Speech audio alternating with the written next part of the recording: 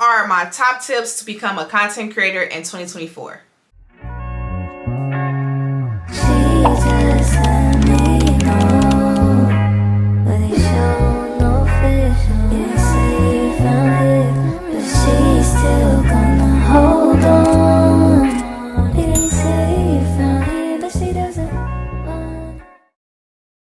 So you want to become a content creator, but you just don't know where to start. First things first, you have to already be a person that's into social media.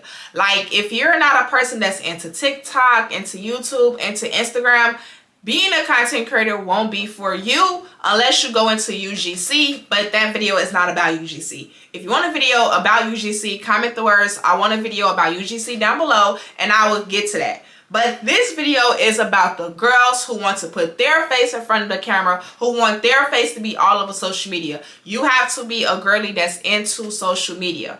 So this is going to be an unedited, I don't have any notes, it's going to be off the top of my head video about my experience as being a content creator, what I did to become a content creator, and things like that.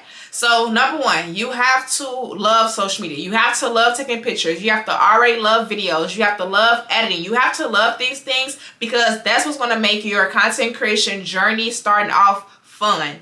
I love taking pictures. I love videos and I love editing. I've been loving these type of things since Facebook days, okay? I can even go back to MySpace days. Now, if you were born in the late 90s, if you were in elementary school in the 2000s, 2010s, then you already know we had Tag, we had MySpace, we had Kik, Uvu. Baby, I was on all of those, okay? So I've been a social media girl since the beginning, okay? So when you want to become a content creator, me personally, now I see that I feel like the issue with a lot of people is they try to do too much too soon.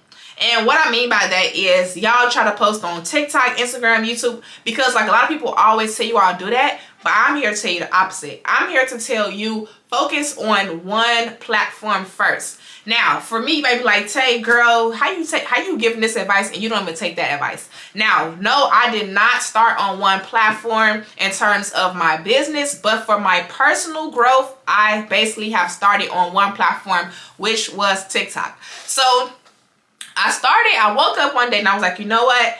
I'm already a content creator for like my business. You know, I'm already on TikTok for my business, Instagram for my business, YouTube for my business. What about me and my personal life? Because business me and personal me are two different things. My business brand was pretty solid to me. So I want to start my personal brand and become a content creator personally. So what I did was I focused on one platform.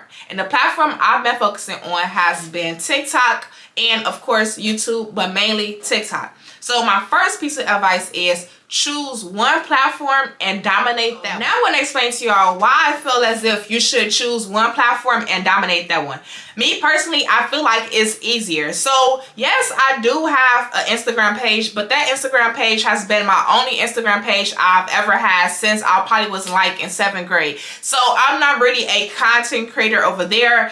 I just post over there for like my family and friends. But on my TikTok, that is where I post all of my content creator content, all my influencer content and things like that. I say choose one platform because it'll be easier to grow and to put all of your eggs in that basket. Now, I know a lot of people always say don't put your eggs in one basket, but that's not the case with this. You want to eat, breathe, and sleep that platform. So I study TikTok day and night. I learned about TikTok's algorithm. I learned how to do SEO. I learned what type of hashtags, what to put on the screen. All these type of things I learned just by literally studying and living for TikTok. If I was trying to grow Instagram and TikTok at the same time, I would be having split attention and things like that, and I won't be able to dominate one. So I feel like I'm got to the point where I'm able to dominate TikTok. Every time I post, I know which videos are going to do really well. I know which videos are going to do okay. And I just know my filler posts. So choose one platform and dominate. So now that you chose your platform, we're going to just go with me, for example. I chose TikTok. Now it's time to start posting like you're an influencer. A lot of people always say, I'm not an influencer. I don't have the cutest house. I don't have the nicest clothes. I don't have the fanciest car. Scratch that. I want you to delete that out your brain right now, and I want you to post your first post as an influencer tomorrow. So you might be saying, Tay, what should I post? Post you, okay? Post your life. When I first started my TikTok page back in January, I was just posting some of everything. So I was posting my, get ready with me's. I was posting like my makeup looks. I was mainly posting like, come get ready with me to do my content makeup, or come to the post office with me. I was posting mini vlogs of like me going to the post office, me going to Starbucks, things like that. I was just posting anything. And the reason why you want to kind of post anything, but not anything, but just post a lot of random things that you like to do. So if you like to do hair, makeup, and nails, post a couple hair tutorials, post a couple makeup looks, post yourself doing your DIY nails. Just post some of everything when you're first starting off, just to see what you like and to see what your audience like, because your audience is going to tell you what you should continue to post. So for example, I started to post, like I said, mini vlogs was a main thing, like, day in my life, makeup looks, and then my outfits. Because it was becoming summer, I was starting to go places literally almost every other day. So I was like, I might as well just start taking videos in my outfits. So the first couple things that took my page to the next level was my outfits. So granted, like I said, I already like to get dressed. I like taking videos. So me posting my outfits every day wasn't going to be an issue. So my first couple viral videos were outfit look videos and Shein look videos. So I started to post more of those, and I started to gain a lot of attention and like a lot of followers from my outfit videos. So then I was like, okay, outfit videos like fashion lookbooks is what the girls are liking. Let me start posting myself shopping for some of these. So some of the outfits I was wearing were from Ross and were from like Marshalls or TJ Maxx. So I started filming myself going to Marshalls or going to Ross looking for a shirt or looking for a pair of pants. And y'all, when I posted one of my very first Marshall videos, that is one of the most viral videos on my page to date. It is almost at 700,000 views, and that video gained me at least easily 2,000 or 3,000 followers. I'm gonna say subscribers, 2,000 or 3,000 followers. So when I realized that showing myself going to TJ Maxx, Marshalls, Ross was gonna blow up my page, I started doing that more. So from about March, when I posted that first TJ Maxx, that first Marshalls video, to about, I want to say July, only thing I was posting on my page was TJ Maxx, Marshalls, and Ross. Now, of course, it just depends on what you want to do. I personally shop at these places, so it was easy for me to post content at those places or about those places because I already shopped there anyway, So every time I would post TJ Maxx, Marshalls, or Ross, it was getting 100,000 views instantly. Like, it was automatically going to hit 100K, like automatically. But I would have never known that my audience was going to like that content had I just never randomly went to the store and just tried it out. So I said all that in this segment to say, start posting some of anything, and then whatever you start to find most traction with, stick with that. And once you stick with that, you're going to start getting more and more followers, more and more traction. But let me tell you the downside of that. Now, the downside of my personal niche is the fact that it requires money. So of course I can go to TJ Maxx and Marshalls and just go around and just show them items but not shop. But people want to see you buying some things. So keep that in mind as well. Whatever you are doing, make sure you have enough time and resources to keep doing that thing. So for example, if you want to get into wigs, make sure you have enough wigs and the means to do your wigs daily, or not daily, but do your wigs often. If you want to get into outfit looks or whatever you want to get into, make sure you have the time and resources for that. So for me, I was starting to notice that, okay, so every time I went to like TJ Maxx or Marshalls, I was going there, filming what was inside or showing them cute little finds, but I was finding myself shopping and spending money every single day just to kind of do hauls and things like that. Because if you go inside a store, people want to go to see you buy something and come home and show it off. So that started to get very expensive for me. So I was like, okay, y'all, I have to figure out a way to kind of keep my page going but not spend as much money. So what I started to do was just incorporate a lot more outfit looks and things like that, because I was wearing clothes naturally every day. So I slowly started to, you know, keep my shopping content, but I just kind of transitioned from just like a shopper's network, basically like a shopper's page, to just a girly content page. So make sure you are choosing niches or choosing topics that you love, okay?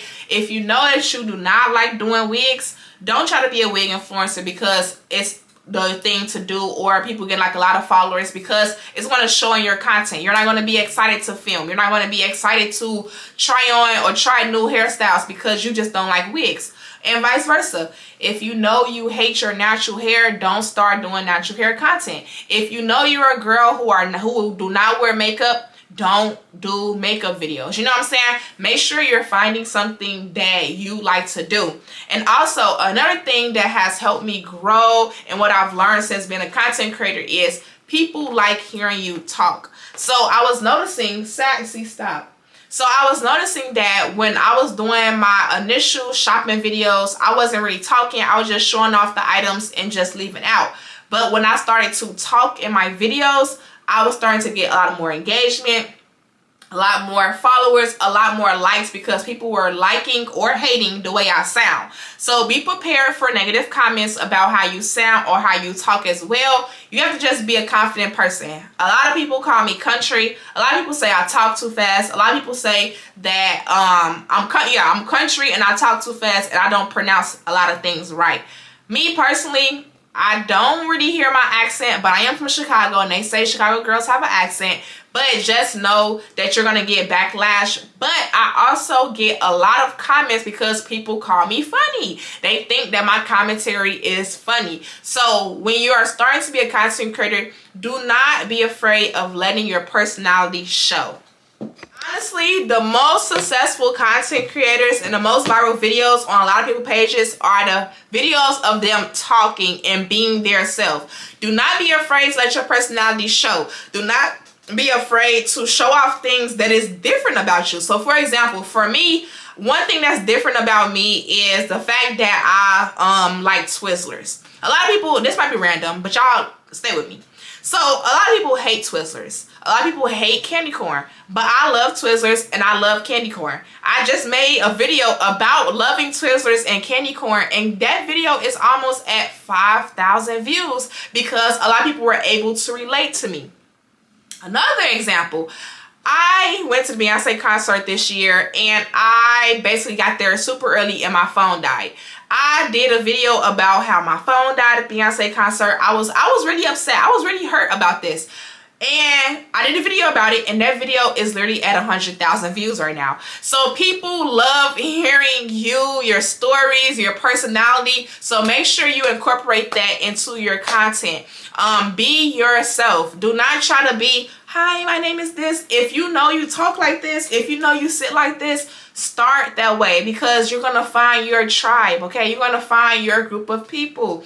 I've done so many, like, not story times, but just me telling stories about my life on TikTok, and those videos do well. Now, I will say, all those videos, I was doing something else. So, for example, I did another video about how my wig got sent back to China, and while I was telling a story, I was also doing my makeup. So, a lot of people, one thing about TikTok that's different from YouTube, people will kind of sit here and listen to you talk in this one spot and enjoy the video. TikTok, because it's such a fast-paced app, you have to catch people's attention. So if you're going to tell a story, make sure you're telling a story while doing something else, because people don't sit through talking head videos like they do on YouTube.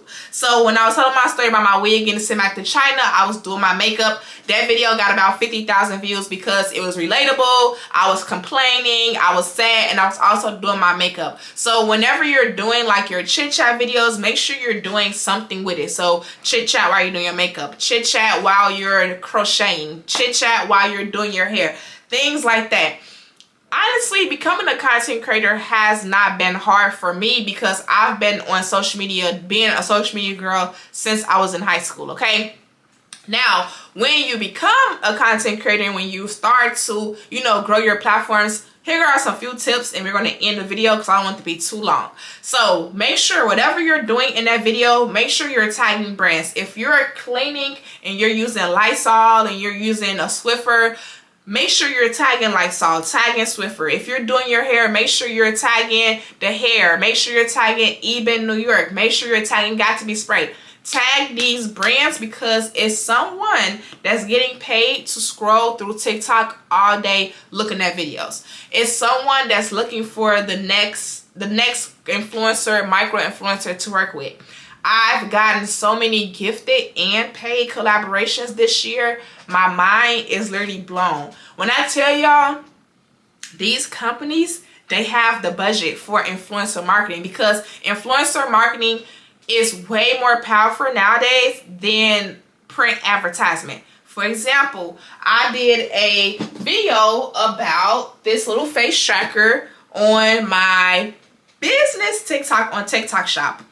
To date, I've sold 2,000 units of these and they go for $40 a piece. So I've made some company $70,000 basically for free. That's almost a six-figure business just from me as an influencer. So imagine how many face trackers this brand sent out for free and they're getting it back in return. So companies have the budget for influencers, okay? But in order to start getting paid, you obviously have to have followers. Like, I'm not going to sit here and lie to you all and say, oh yeah, girl, if you got 20 followers, you're going to get paid. No, I'm not going to lie to you. I didn't start getting paid until I hit like my 10,000 follower mark.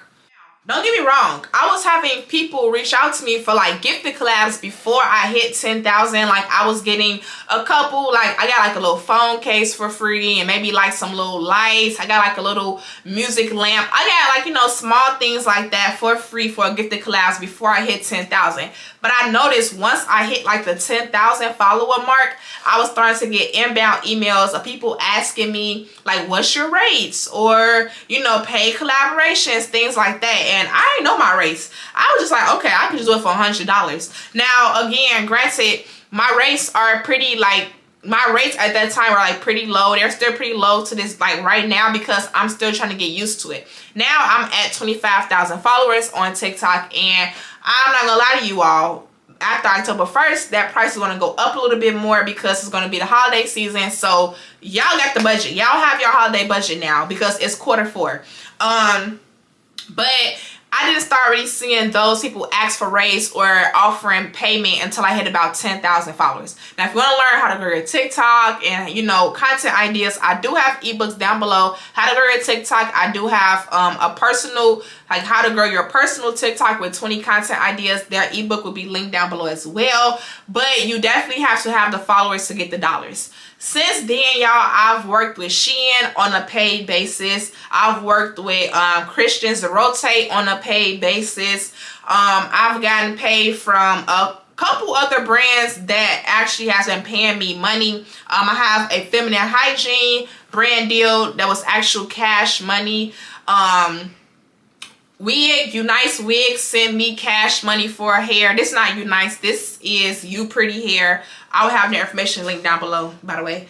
But Unice was cash money. Love Me was cash money. So I've been getting a couple, I want to say about, right now, probably about 10 brand deals so far that I've done that was actual cash money plus product. So of course that comes with time, but you have to just get there first. And once you get there, it's going to be amazing. So I hope this video was like a little helpful. I know I kind of did like more talking about my personal business, my personal brand, but I personally learned that way. I learned when people give me examples of what they did, and then I kind of just take their examples and make it my own. So long story short, what I did was just start to post anything, and I started to tag the brands that I was working with. Also too, another good thing about tagging brands is their competition is going to find you as well. So when I did my Shein haul video, Blushmark reached out to me, Jurly She, and Lovely Wholesale. They all reached out to me after I posted about Shein. So people, the competition is going to reach out as well. Same thing with the hair. I posted Unice Hair first on TikTok, and then Love Me reached out. And so make sure you're tagging these brands because their competition is going to reach out to you as well. So if you want to work with, let's just say you want to be a mommy content creator, tag Huggies so Pampers can reach out to you. If you want to do skincare or whatever, tag Neutrogena so Cetaphil and CeraVe. So just make sure you're tagging these brands, y'all. That's the number one thing I can say. Make sure you're tagging these brands every single post. Every single post you post, baby, can have a tag from somewhere, okay? Because you want to get yourself seen by these people.